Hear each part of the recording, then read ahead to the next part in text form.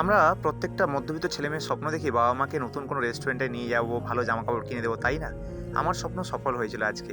মা বাবার জন্য এখান থেকে কুল কিনে নিয়ে আমি চলে গিয়েছিলাম চণ্ডীপুরের বাড়িতে।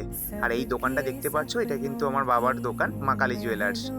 আর বাবা এখানে কিন্তু দরজা রং করছিল, তাই আমি চট করে মার কাছে ওপরে উঠে গেলাম ৩ তলায়। আর এখান থেকে দেখতে পাচ্ছ চণ্ডীপুর রামকৃষ্ণ মঠের ভিউটা, জাস্ট ওয়াও লাগছিল।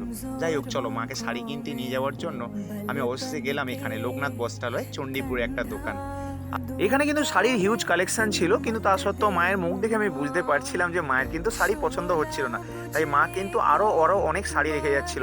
শেষে আমার উপরে ভার পড়লো শাড়ি খোঁজার, কিন্তু আমার ওই একই অবস্থা, শাড়ি বুঝতে পারছিলাম না কোনটা পছন্দ। তারপরেই গোলাপি শাড়িটা কিনলাম, আর গোলাপি রঙের ব্লাউজ মা তার সঙ্গে ম্যাচিং করে কিনলো। কেনার পরে তোমরা যেহেতু জানো ফ্রিতে ঠুসতে ভালোবাসি, তাই এখানে চলে এসেছিলাম রেপাড়াতে। আর তোমরাও যদি তোমার বাবা মাকে নিয়ে কোথাও খেতে গিয়ে থাকো কিংবা কোথাও কোনো জিনিস কিনতে যাও, তাহলে কিন্তু অবশ্যই কমেন্টে জানিও, আর আমাকে একটু ফলো করে দিও। টাটা।